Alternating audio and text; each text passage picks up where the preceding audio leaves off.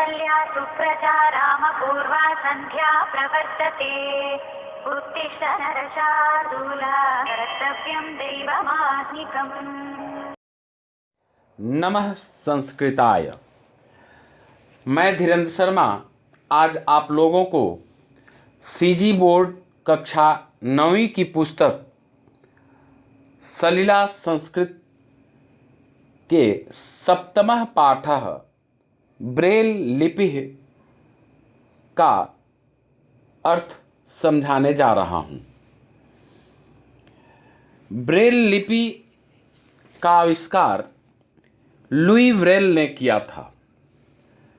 France देश के कुप्रवेश शहर में 4 जनवरी 1809 को उनका जन्म हुआ था।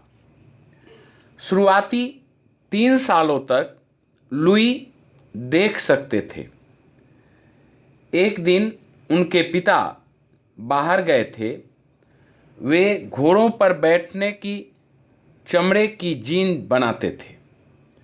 उनका चमड़े को काटने छेदने का औजार घर पर था। उसी में एक नुकीला सूजा था। खेल खेल में लुई उससे चमड़े पर छेद करने की कोशिश कर रहे थे। सूजा फिसला और लुई की एक आंख में जा लगा। फिर चोट का असर दूसरी आंख तक फैल गया। लुई के पिता ने लुई के लिए एक पतली छड़ी बना दी। धीरे धीरे लुई ने छड़ी की मदद से टटोल कर चलना सीख लिया। वे छूकर, सूंघकर, सुनकर चीज़ों को पहचान लेते थे। थोड़े दिनों में उन्हें पेरिस शहर के नेत्रहीन बच्चों के एक स्कूल में दाखिला मिल गया। शाम को लुई ने संगीत और पियानो बजाना सीखना शुरू किया।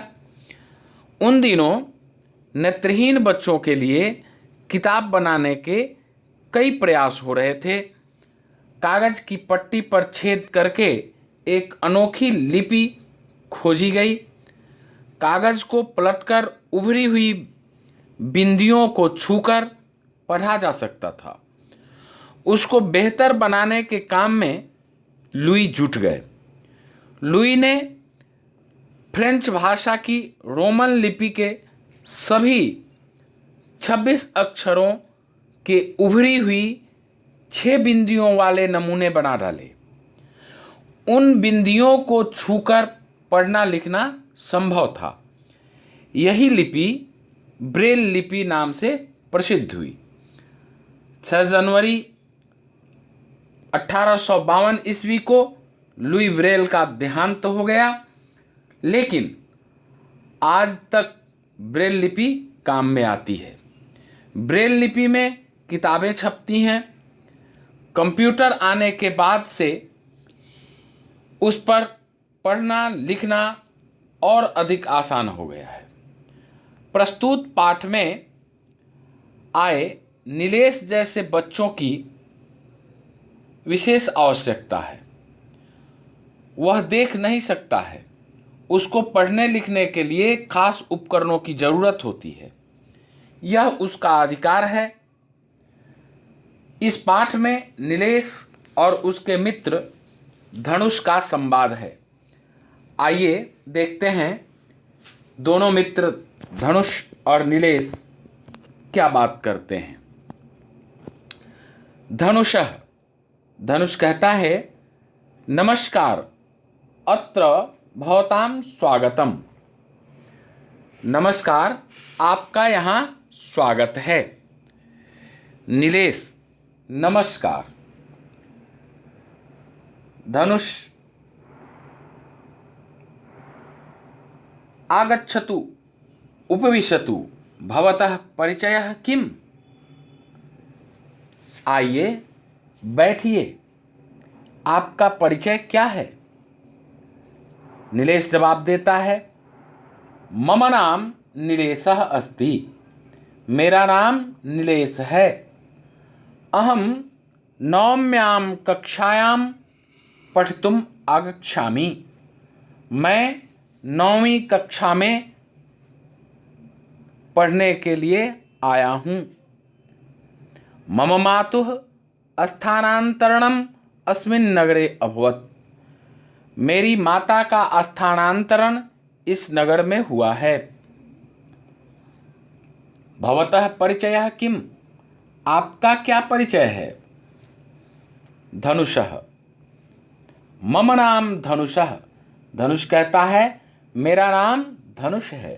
अहम अपि 9म्यां कक्षायां पठामि। मैं भी 9वीं कक्षा में पढ़ता हूँ। किंतु महद आश्चर्यम भवान कथम पठति। लेकिन बड़े आश्चर्य की बात है कि आप कैसे पढ़ते हैं। नीलेशः। नीलेश जवाब देता है अहम ब्रेल लिपि माध्यमेन पठनम लेखनम च करोमि। मैं ब्रेल लिपि के माध्यम से पढ़ना और लिखना करता हूँ।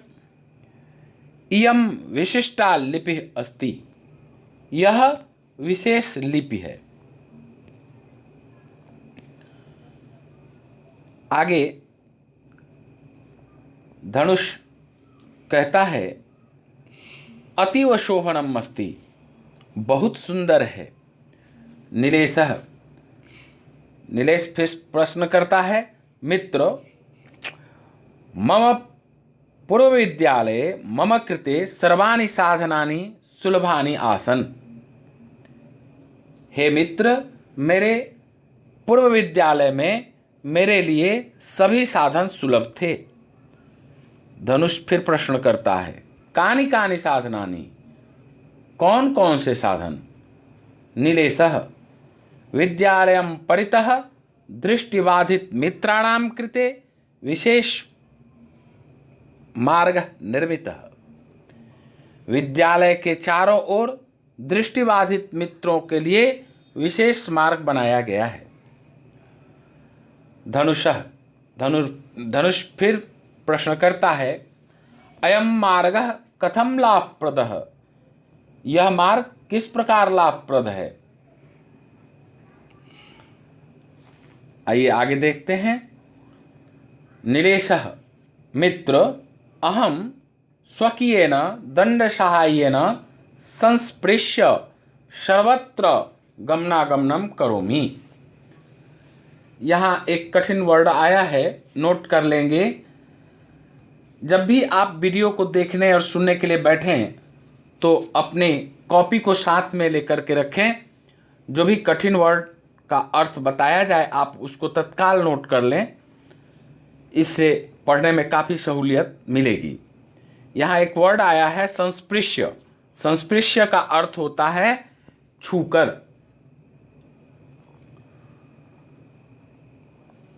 कहा है नीलेश ने मित्र अहम स्वकीयेन दंडसाहाय्येन संस्पृश्य सर्वत्र गमनागमनं करोमि। हे मित्र, मैं अपने डंडे की सहायता से छूकर सभी जगह आना जाना करता हूँ। धनुषः। मित्र, स्वकीयां कक्षां भवान कथम जानाति? हे मित्र, अपनी कक्षा को आप कैसे जानते हो? नीलेशः। द्वार मध्ये ब्रेल लिप्या कक्षायाः संस्था लिखिता। नीलेश कहता है कि दरवाजे के बीच में ब्रेल लिपि से कक्षा की संख्या लिखी गई है। धनुषः। धनुष फिर प्रश्न करता है तेन किम भवति? उससे क्या होता है? तेन तृतीया विभक्ति का एक वचन है। तेन मने उससे। नीलेशः। तम स्पर्शम कृत्वा जानाम्यहम्। उसे छूकर मैं जानता हूँ। धनुषः। किम तौ पुस्तकानि अपि ब्रेल लिप्याम उपलब्धानि सन्ति? क्या तुम्हारी पुस्तकें भी ब्रेल लिपि में उपलब्ध हैं? नीलेशः। आम विद्यालये एकः संगणकः अपि मम मित्रम। नीलेश कहता है हाँ, आम मनी हाँ होता है। संगणकः शब्द का अर्थ होता है कंप्यूटर। कंप्यूटर अंग्रेजी भाषा का शब्द है, इसका अर्थ होता है हिंदी में संगणक यंत्र। तो नीलेश कहता है कि आम विद्यालये एकः संगणकः अपि मम मित्रम। हाँ, विद्यालय में एक कंप्यूटर भी मेरा मित्र है। धनुष फिर प्रश्न करता है, तेन किम भवति, उससे क्या होता है। नीलेशः संगणके एका विशिष्टा सुविधा वर्तते। कंप्यूटर में एक विशेष सुविधा है। अनेन मम वचनं श्रुत्वा संगणकः लिखितुं शक्नोति। अनेन मम वचनं श्रुत्वा संगणकः लिखितुं शक्नोति। मेरे वचनों को सुनकर यह कंप्यूटर लिख सकता है। धनुषः भवतः वृत्तान्तं श्रुत्वा दृष्ट्वा च अहं स्फूर्तिम् अनुभवामि। आपकी जानकारी सुनकर और देखकर मैं भी स्फूर्ति का अनुभव कर रहा हूँ। एतादृशानि साधनानि सर्वेभ्यः दृष्टिबाधितेभ्यः सुलभानि भवन्तु।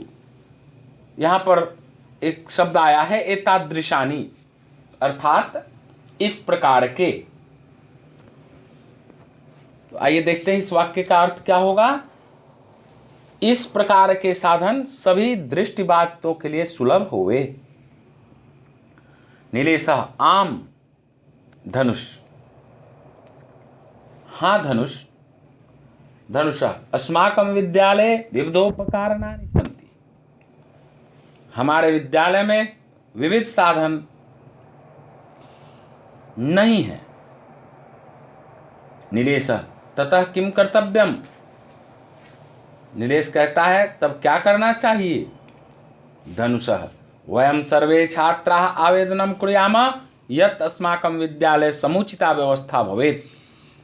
हम सभी छात्र आवेदन करें कि हमारे विद्यालय में समुचित व्यवस्था होवे। तदैव अस्माकं मित्राणां विशेषावश्यकतायाः पूर्तिः भविष्यति। तभी हमारे मित्रों की विशेष आवश्यकता की पूर्ति होगी। नीलेशः उत्तमः विचारः तव। नीलेश कहता है तुम्हारा विचार बहुत अच्छा है। तो मनी तुम्हारा। इस प्रकार ब्रेल लिपि पाठ के गद्यांश का अर्थ समाप्त हुआ। मेरे वीडियो में अब तक बने रहने के लिए आप सबों को बहुत बहुत धन्यवाद।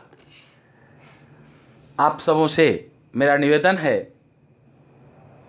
कि यदि आपको यह वीडियो अच्छा लगा हो तो निश्चित रूप से मेरे चैनल को सब्सक्राइब करेंगे, लाइक करेंगे और विद्यार्थियों के बीच अधिक से अधिक शेयर करेंगे ताकि उनको अच्छी लाभ मिल सके, वो इस पाठ को भली भांति समझ सकें।